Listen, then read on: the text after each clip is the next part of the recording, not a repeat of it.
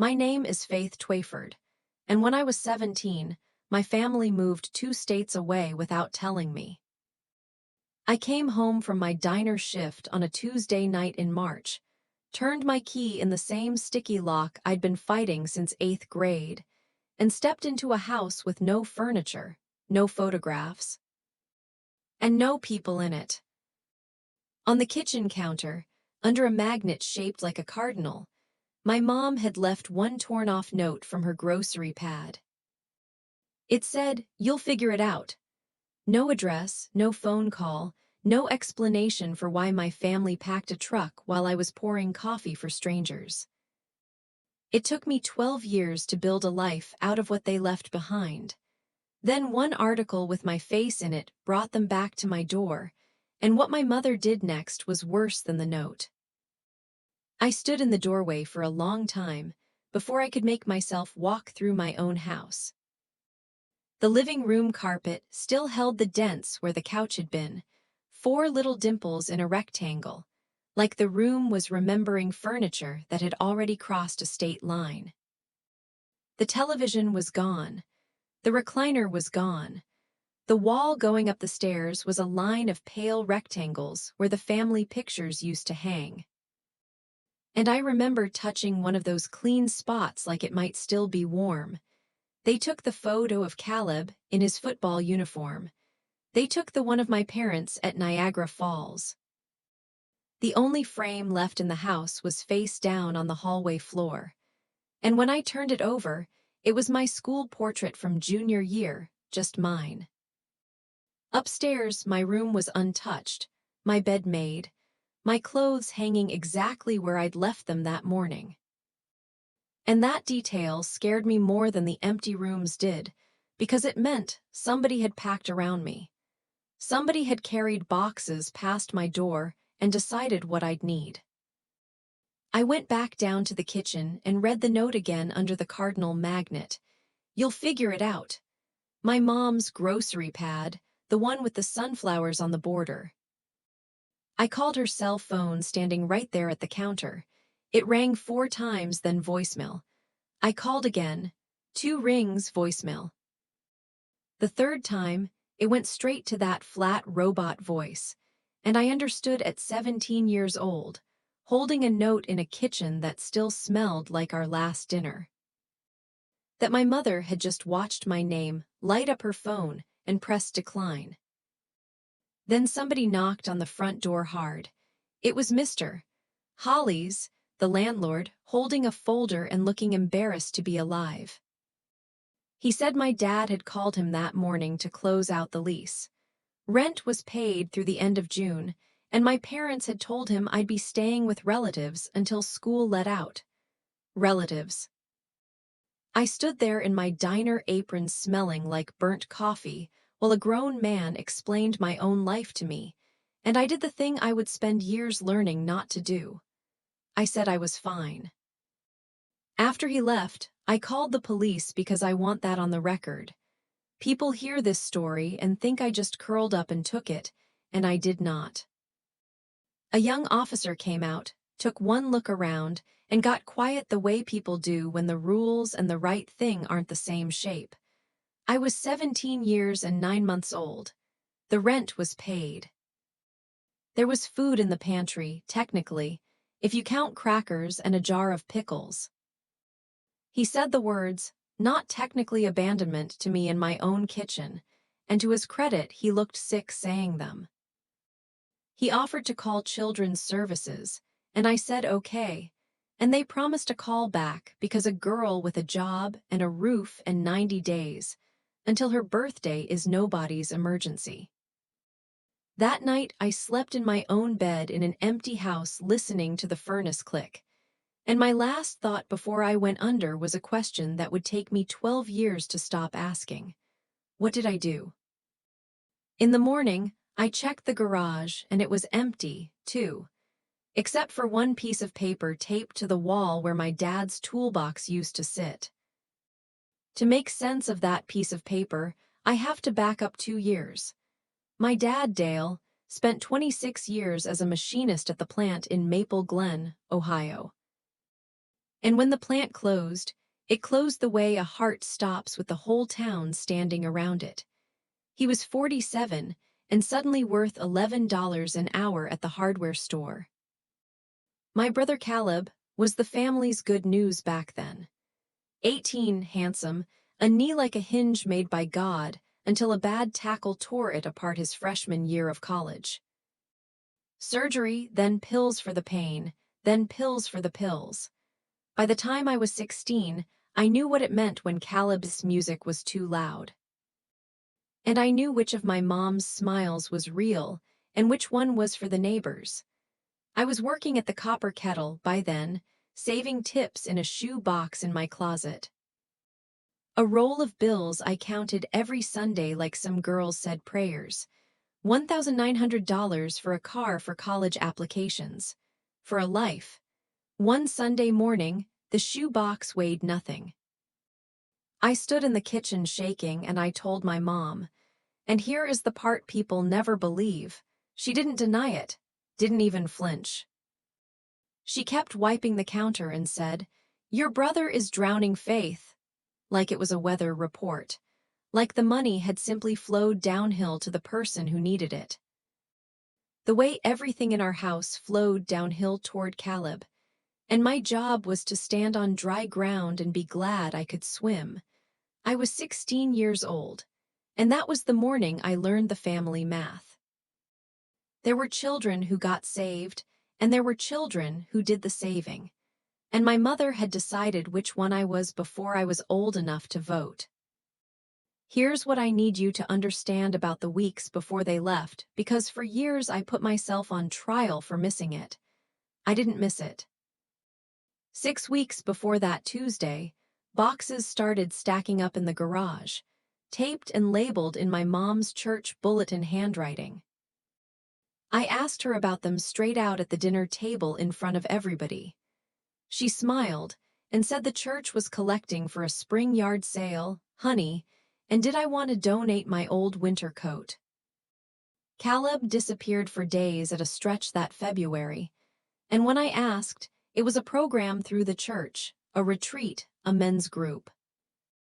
My mom started taking phone calls in the backyard with the door shut behind her, standing by the frozen tomato beds in her house slippers. I asked her a second time flat out who she kept talking to. She looked me right in the eye and said, "Aunt Ro, baby," her hips acting up. She lied to me the way you'd iron a tablecloth. Smooth, patient, no wrinkles left for me to grab, understand. I was a 17-year-old with a curfew and a W-2, asking direct questions and getting fed answers by the 2 adults who had legal custody of my whole existence. There's no detective work that beats your own mother's face. The piece of paper in the garage, the one taped where the toolbox used to be, was a receipt from Maple Glen Storage. Unit 118, 6 months paid in advance, made out in my dad's name. At the time, I thought it was trash they had forgotten. It would take me a long time to do the math on the date printed at the top, because that receipt was from January. They had rented their getaway storage before Valentine's Day. I lasted in that house until the end of June, working doubles through the spring. And when the lease ran out, I had $400, $2 duffel bags, and nowhere legal to be. So I rode my bike 2 miles in the rain to Maple Glen Storage, because Unit 118 was the only thing on earth with my family's name on it that hadn't left town. The receipt was still good. The unit was 10 FT by 10 FT, and when I rolled up that door, I met everything my family hadn't wanted. The old brown couch with the burn hole, boxes marked Christmas in my mom's handwriting. My dad's broken shop fan, a folding lawn chair.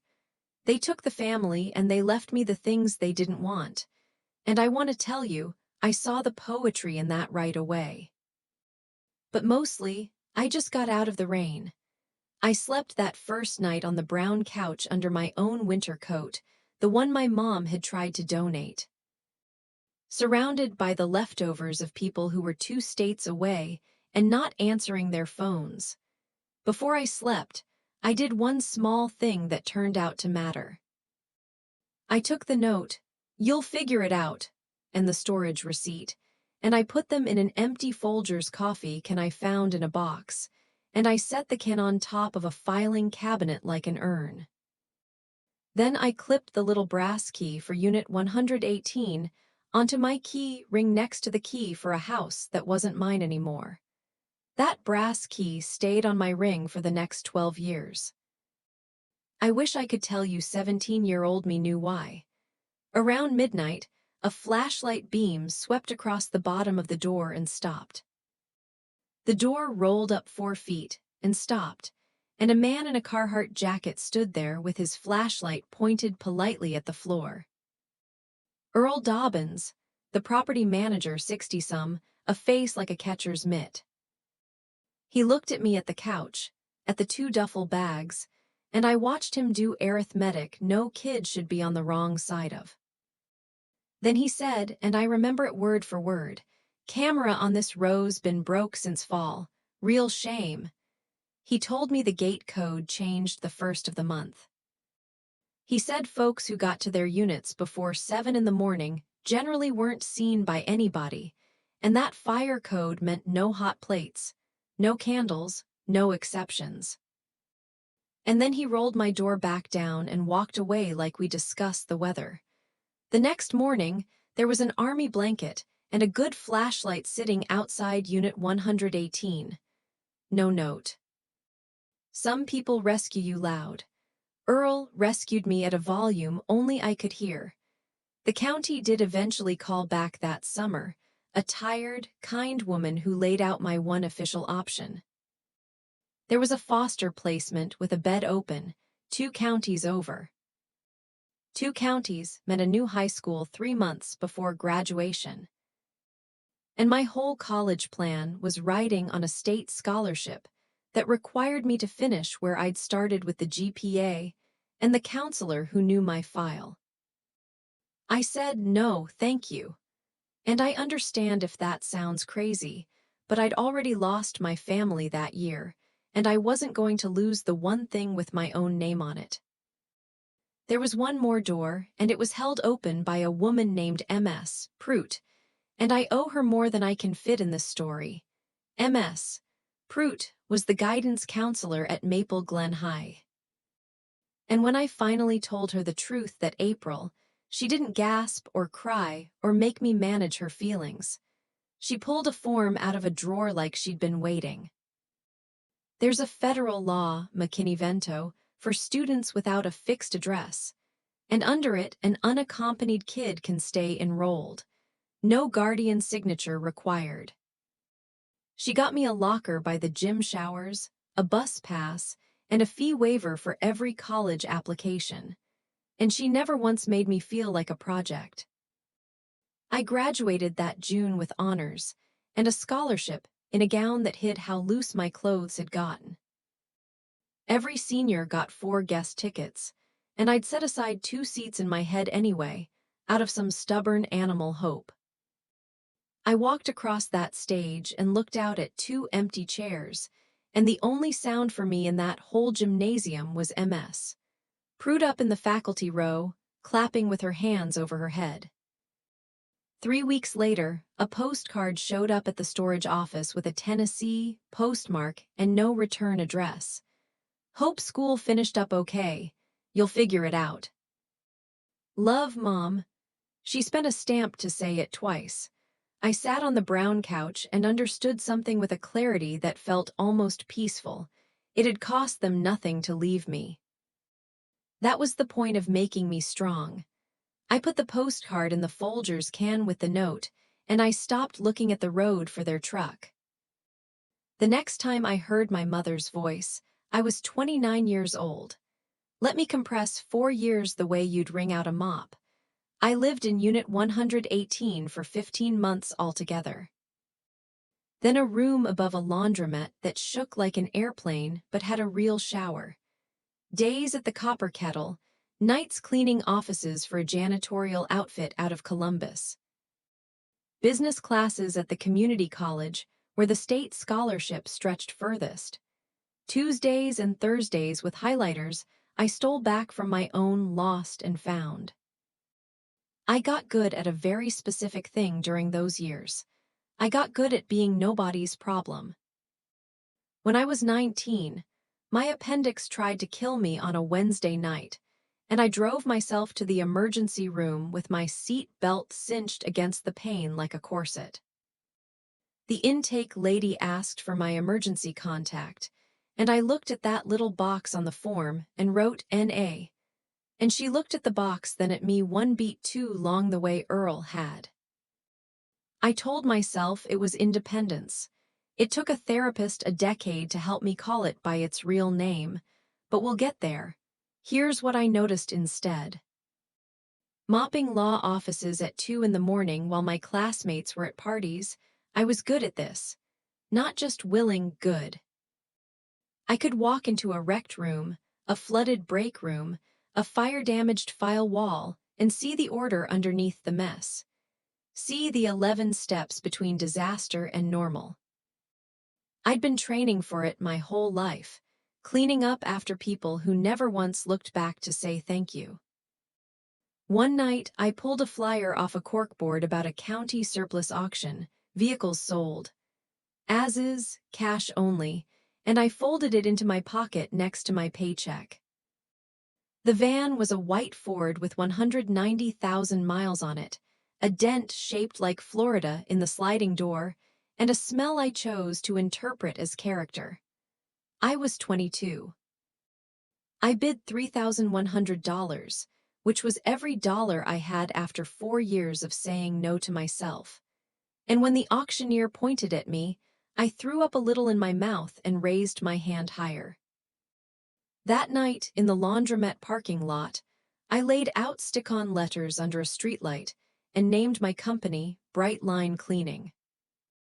I'd read the word in a business class handout, a bright line, a boundary you do not cross, and something in me picked it off the page like a splinter picking itself. The decal went on crooked, about 2 degrees uphill, and I left it because straightening it meant peeling it, and I had exactly 1 set of letters. My first client was a dentist's office where I'd been the night janitor and doctor. Feld took a chance on the girl with the crooked van because he said I was the only cleaner he'd ever had who left the supply closet better than she found it. I did move-outs, flooded basements, the jobs with mold and smells that made grown men tap out. I showed up early, priced honest, and worked like a woman with no net because that's what I was. Year 1, it was me in the van. Year 3, me and 2 part-timers. The reviews said the same thing over and over. Shows up, tells the truth, cleans like she's mad at the dirt. Then a woman walked into my 2-desk office, dropped a resume on the counter, and said, "My ad was terrible. But my reviews were honest." Dana Whitfield was 30 when I hired her and had a tongue like a box cutter and a heart like a casserole. And within 2 years, she was my operations manager and the closest thing to a sister I've ever had. She's the one who turned Bright Line from me plus helpers into a company with schedules and benefits and a real payroll service. She's also the one who started Thanksgiving. Our first November with actual employees, she found out that 6 of our people had nowhere to go. And she showed up at the shop with a supermarket rotisserie chicken, a can opener, and 0 shame. We ate off paper plates on the breakroom table, with the good bleach smell still in the air. And I looked around at my dispatcher and my 2 newest hires, and Dana licking cranberry sauce off a plastic fork, and I felt something in my chest unclench that had been clenched since I was 17. It became the rule. Every year, the break room, paper plates, anybody with nowhere to be. When I was 27, I bought a little brick house in Columbus with a kitchen that got the morning light. And the night I signed, I sat on the floor of that empty kitchen and cried for the first time in 10 years. And the strange part is why. The emptiness didn't scare me anymore. Houses empty out sometimes, and I needed to know I could stand in one and stay. This is the part of my life where things were finally good, steady, boring, even in the way I'd prayed for boring my whole childhood. And then a water pipe burst on the fourth floor of a children's hospital, and the article about what we did next found its way to Tennessee. It happened in January, the year I was 29. A main ruptured overnight above a pediatric wing in Columbus, and by dawn, there was an inch of water sitting in rooms where kids with IV poles were supposed to be sleeping. Their facilities director called 3 companies. 2 said Monday, we said now. My crews worked in rotations for 3 days straight, extractors and air movers running around the clock, and I was in there with them in rubber boots, because I don't ask my people to do anything I won't do. We got that wing dried, treated, and cleared for patients in 11 days. The hospital sent a thank you letter. The Columbus Business Journal sent a reporter. The piece ran in February with a photo of me standing next to the crooked decal van, which I still keep in the fleet out of loyalty. And the headline called Bright Line, a 7-figure restoration firm, which was technically true and made me squirm. Anyway, the reporter asked how a woman who started with one auction van learned to run toward disasters, and I gave her the quote I'd give my own reflection. I said, I learned to work like this back when I had nobody. I didn't say more, and she didn't push. The article went up on the Journal's website on a Thursday. By Saturday, it was getting passed around Maple Glen, community pages on Facebook. Hometown girl makes good. And somebody tagged somebody who tagged somebody. Sunday night, I was eating soup at my kitchen counter when my phone buzzed with a notification. A new comment on the article from a name I hadn't seen in 12 years. Carol Twyford, so proud of my daughter, with a little red heart. I sat there while my soup went cold, reading that one little comment like a bomb tech. The call came the following Tuesday, a number with a Tennessee area code, and I answered it standing in my office with the door open. Which was a mistake because Dana saw my face change from across the hall. There's my girl, she said. That was the opener. 12 years, and my mother came in like a commercial break, bright, warm, rehearsed. She talked for 4 straight minutes, and I can give you the whole script. Wasn't that article something? Aunt Ro had sent it to her. She'd always known, always told everybody that her faith was going to do something big. Your daddy's heart is acting up, sweetheart. They've got him on a list for a surgery down here. Caleb is doing so good now, you'd be so proud of your brother. Nothing shaped like an apology. Not one question about the 12 years where I'd slept, how I'd eaten, who I'd become. The past was a room she walked past like it had a smell, and then she said the thing she'd probably been polishing all weekend. We always knew you'd figure it out, honey. Look at you now. We made you strong. I want you to sit with that the way I had to. The note she left on the counter when she abandoned her 17-year-old had been promoted over 12 years into her proudest accomplishment. The wound had been reissued as a diploma with her name on the bottom as the school. I said, I have a meeting, Mom, which was the first lie I'd told in years. And she was still talking when I lowered the phone, something about how family should stick together. Now that I didn't block the number, I stood there a long time trying to understand why I didn't block the number, and I didn't like any of my answers. That night, I got in my truck and drove an hour east in the dark to the only address that had never lied to me. Here is something I never told anybody until Dana pried it out of me last year. I never gave up Unit 118. 12 years, and the first business day of every month, Maple Glen Storage, drew its little fee out of my account like a tithe. The couch went to charity years ago.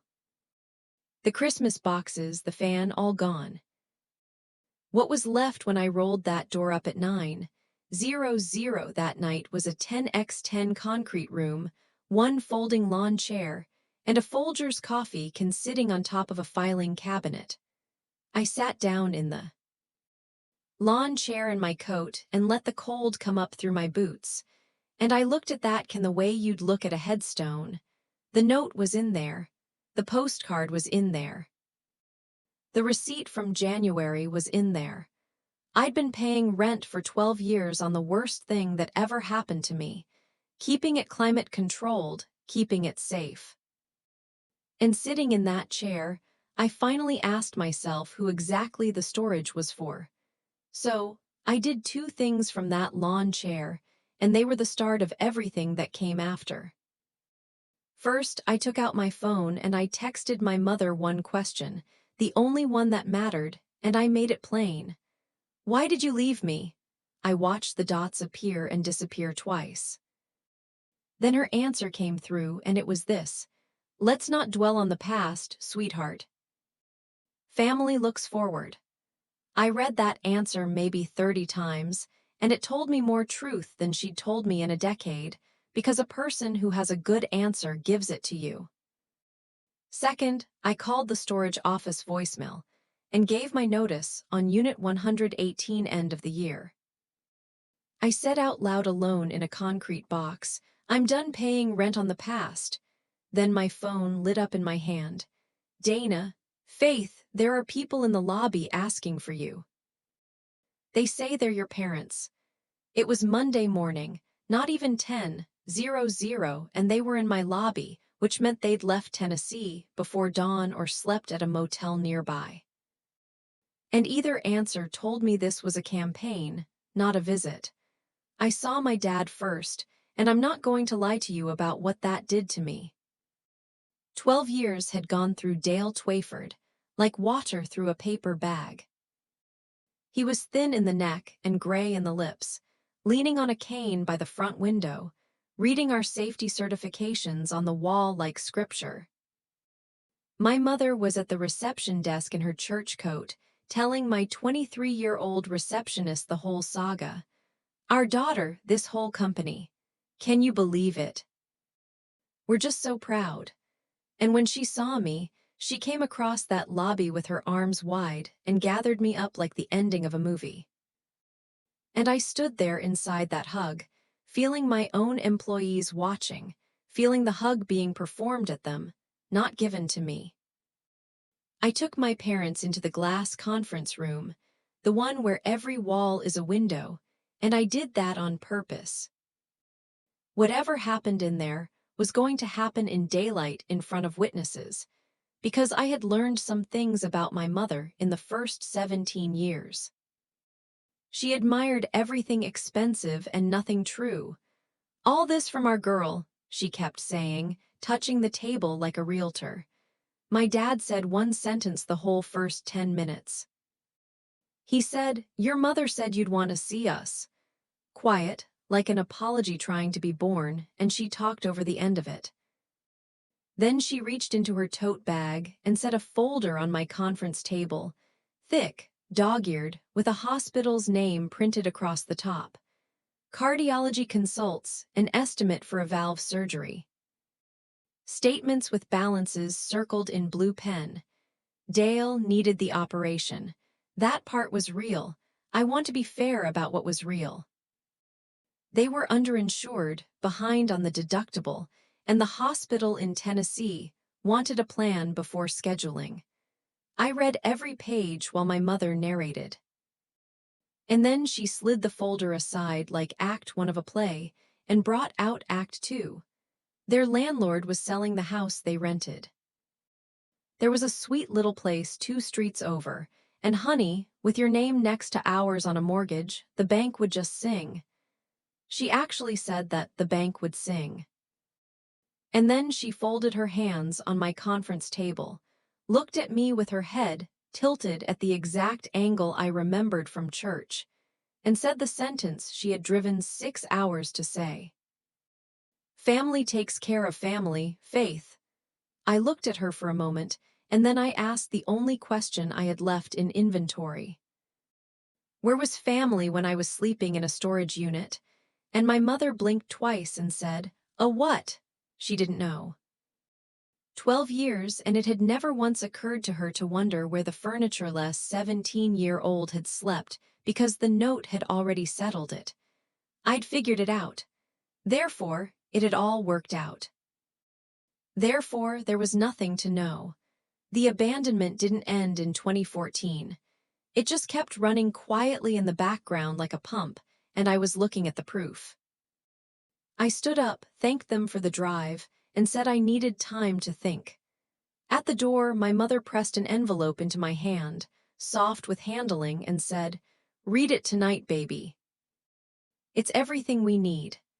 That night, I called my Aunt Ro, my mother's older sister, the one soul from my bloodline who'd acted like I existed after 2014. She's the one who used to leave grocery bags on the storage office step with Earl that first winter. Canned soup and pilot bread, and one time a birthday card with a $20 in it.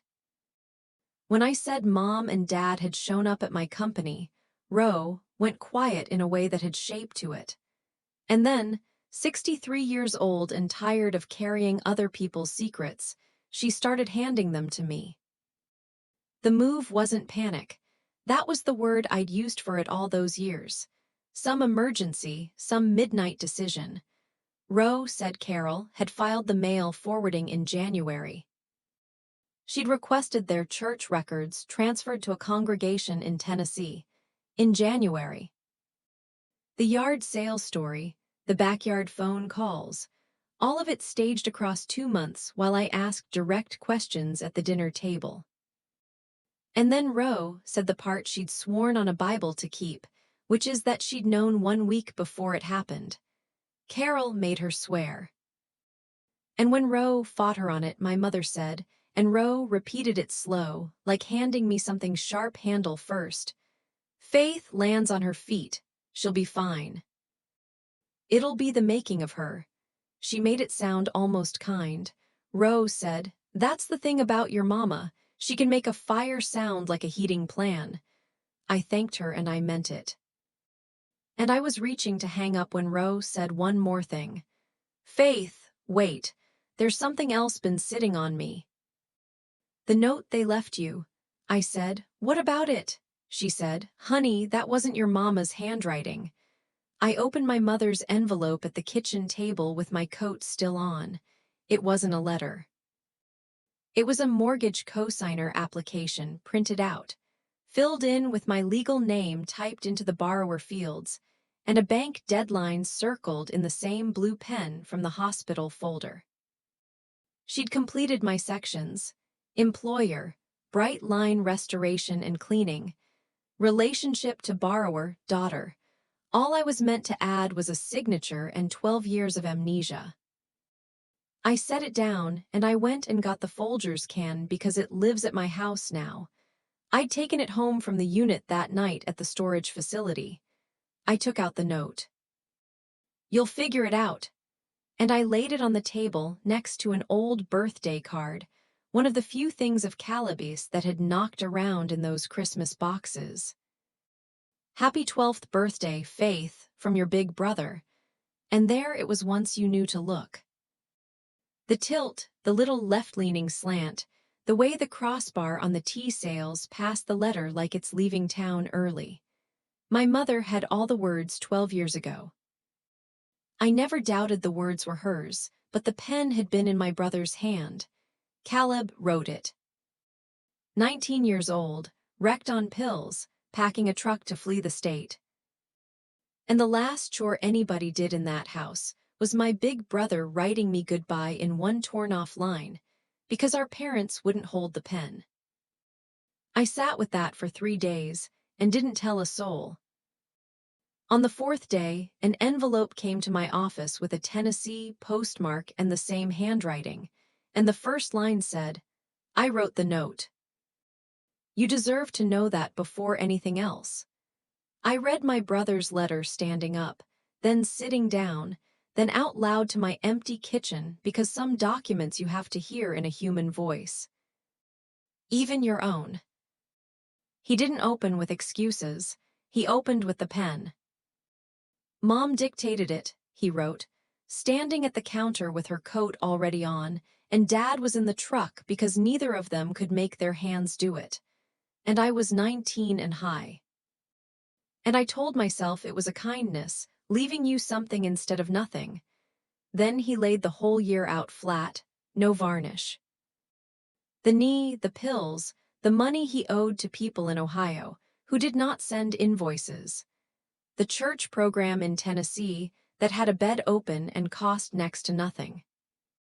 And the part that put me on the floor of my own kitchen.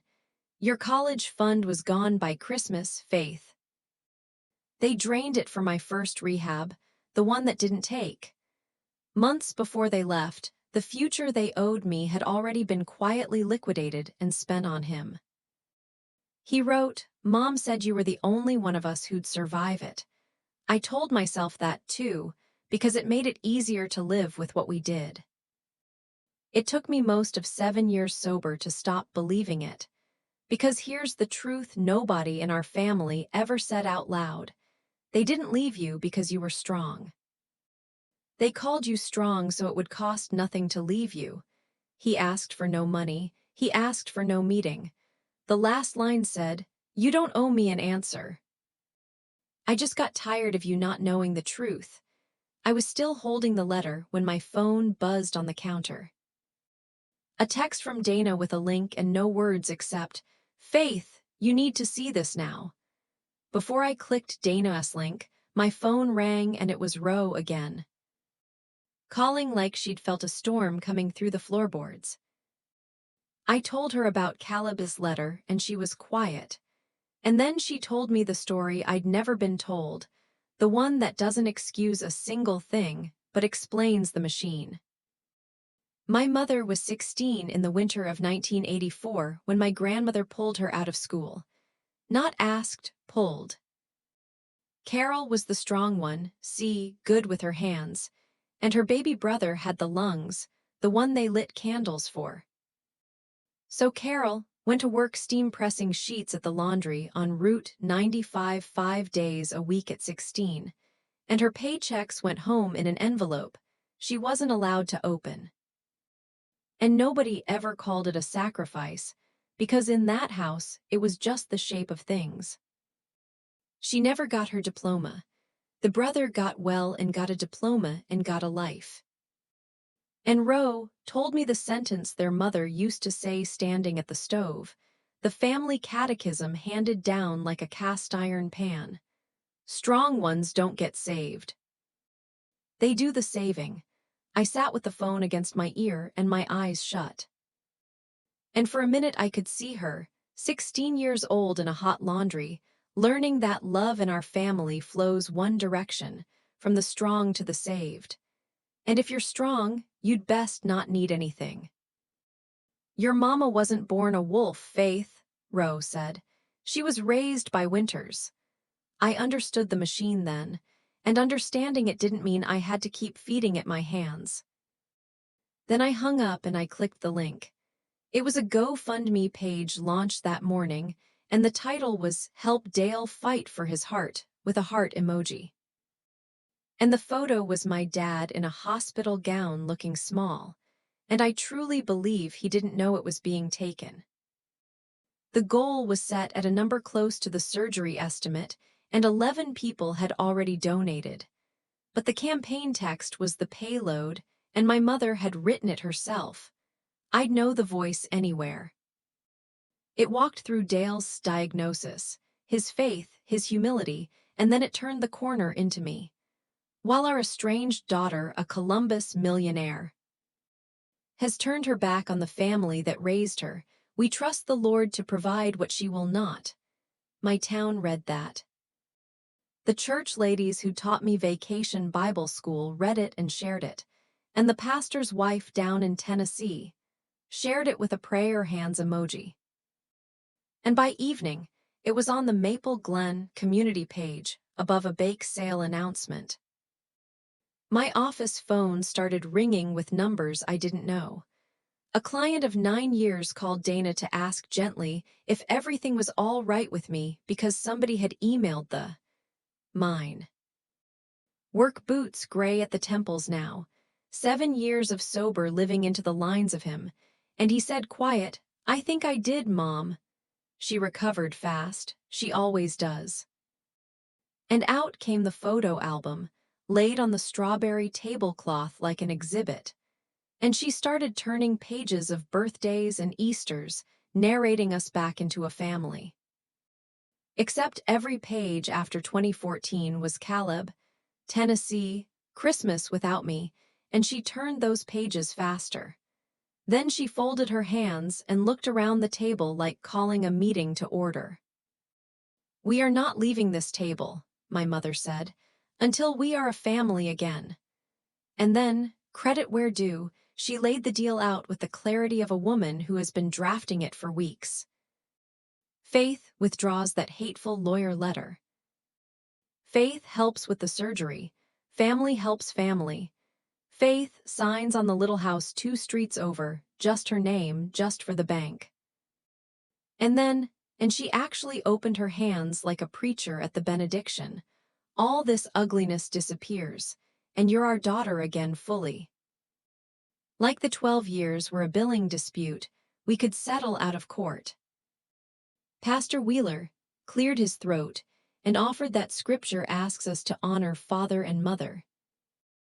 And I let that hang unanswered, because I've read the whole verse, and there's instructions in that book for fathers too, about not provoking your children.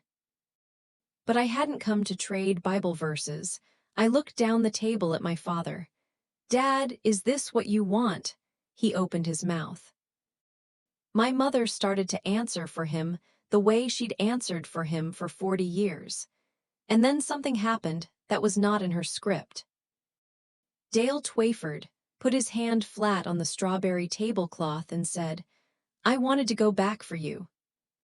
The first night I sat in the truck in the driveway of the new place, keys in it. The kitchen went so quiet I could hear the rooster clock. My mother's hand jerked and knocked her coffee sideways, a brown flood spreading toward the album. And she didn't reach for it. Ro did, and my mother sat there with her hands trembling. And for the first time since I walked in, she wasn't performing. "Nobody sat in any truck for me," she said, and her eyes were somewhere in 1984. I was 16. "They took me out of school and nobody drove back. And you all got saved anyway, didn't you? Strong ones don't get saved, Faith. They do the saving." For one breath, I looked at my mother and saw a girl in a hot laundry on Route 95, and I almost reached for her hand. Then she straightened her spine, patted her hair, and said the price out loud again. "So we're agreed, sweetheart," my mother said, dabbing at the spilled coffee's edge with a napkin, composed again, the machine back online. "Family looks forward." And I heard myself start to talk, and my voice came out the way it comes out on job sites when a ceiling is about to give, low and slow and level. I said, "I want to tell this table where I slept," and I did. I told them about Unit 118, 10 FT by 10 FT, the brown couch with the burn hole, the army blanket a stranger left me, because strangers were the only adults checking on me that year. I told them about the 7:00 a.m. rule and the gate code, and the coffee can where I keep the note, and about writing NA in the emergency contact box at 19 with my appendix on fire. And I watched Pastor Wheeler's face go from polite to gray because he'd been told he was coming to witness a healing, and he was just not the one she'd cast. My mother said, "Faith, that's ancient." And I said, "I'm not finished, Mom," still quiet, and she stopped because quiet was the one voice she'd never heard me use. Then I took the envelope out of my coat pocket and set it on the strawberry tablecloth and I slid it past her to my father. Inside was a payment confirmation from the hospital's billing office in Tennessee, arranged over 2 days on the phone and confirmed in writing. The surgery, the surgeon, the stay, the rehab after, paid in full directly to the hospital. Sole beneficiary, Dale Twayford. Not a check with my mother's name anywhere near it. Dad gets his heart fixed, I said. Every cent already done, and none of it touches your hands, Mom. This isn't me paying a family debt. There's no debt. This is just the difference between us. I don't leave people on the side of the road. My mother reached for the envelope, and my father, for the first time in my whole life, moved faster than her. And the letter stands, I said. No calls, no lobby visits, no mortgage. You'll figure it out. The words landed on her exactly as intended. Her own words returned to sender after 12 years. She said my name once. I said, I did figure it out, Mom. That was never the question. The question was why a 17-year-old had to. And I've stopped asking you to answer it. She came up out of that chair like the table had caught fire and the crying was gone. You understand. This was the bare wire at last. My mother with her fingers shaking across the casserole, hollering that I had proved it in front of God and the pastor. You don't need anybody, you never did. Even as a baby, you didn't. And there it was, served up in her own voice, the whole engine of my childhood out loud at last. She'd built a daughter who needed nothing, and then presented the not needing as evidence, verdict, and alibi. All three. Needing nobody was your gift to me, Mom, I said, and I stood up and pushed in my chair because Ro raised me right for at least a few Novembers. I'm giving it back. She said if I walked out that door, I was no daughter of hers, and the rooster clock ticked. And I looked at her, and the terrible mercy of it was that the sentence had no teeth left. She'd repossessed the title 12 years ago. There was nothing left on that lot to take. I'm done being the saving one, Mom, I said from the doorway, quiet as snow. I'm going home to be the saved. I kissed Ro's cheek at the stove, and she gripped my hand hard, and I put my palm flat on my father's shoulder for a second, and he covered it with his. And that was the whole conversation. And it was enough, and it was everything he had behind me. My mother was telling Pastor Wheeler what he'd just seen. He didn't seem convinced. I was 2 steps down the porch when the storm door hissed, and it was Caleb, jacket in his hand. Not chasing me exactly, just standing there the way you stand at a door you spent 7 years learning to walk through. Unit 118, he said. Is it still yours until the end of the year? Until the end of the year, I said. He nodded, looked at his boots, looked up. Would you let me help you empty it? I studied my brother's face, the man who wrote the note and the only one who ever owned a word of it. Bring gloves, I said. The surgery was in March at the hospital in Tennessee. And it went clean, new valve, strong rhythm, a surgeon who called Dale a lucky man with good timing. I know because the billing office confirmed the account settled, and because in April a card came to my office in my father's handwriting, shaky block letters, just a few lines. Paid the nurses, a compliment about my daughter. They said she must be something. Thank you, Dad. I keep it in my desk drawer, and some weeks I don't open the drawer at all, and some weeks I do. My mother honored the letter, which is to say her lawyer's eye view of the world finally worked in my favor. No calls, no appearances, silence with a certified male spine. Ro reports that the Tennessee version of the story has me played by a colder actress. And I've made my peace with that because you can't sue a bedtime story, and my mother needs hers to sleep. The clinic group called back in May after their office manager did her own reading, and Bright Line got the contract, the biggest in our history, and my crews earned every inch of it. Therapy continues. Some Tuesdays we talk about boundaries like they're finished carpentry, and some Tuesdays my hand still remembers the shake of that pen. And Dr. Marsh says both of those are true at once, and that's the job. Dana framed the Business Journal article for the break room, and underneath it she taped a label she printed herself. Founder age 17, first office pictured below. Next to a photo, she made me pose for outside Unit 118. Arms crossed, almost smiling. My employees think it's a joke about humble beginnings. Dana knows it's a deed. And in May, on a bright Saturday, my brother drove up from Tennessee with work gloves in his back pocket. There wasn't much left to carry, which was the point. The carrying was ceremonial. Caleb and I hauled the lawn chair out into the sun, and he stood in the empty 10x10 for a while with his hands in his pockets, doing the same arithmetic Earl once did in that doorway. And I let him do it. Earl passed 2 years ago. His nephew runs the place now, and when I told him we were finally clearing out, he waived the last month's fee, said his uncle would have wanted it.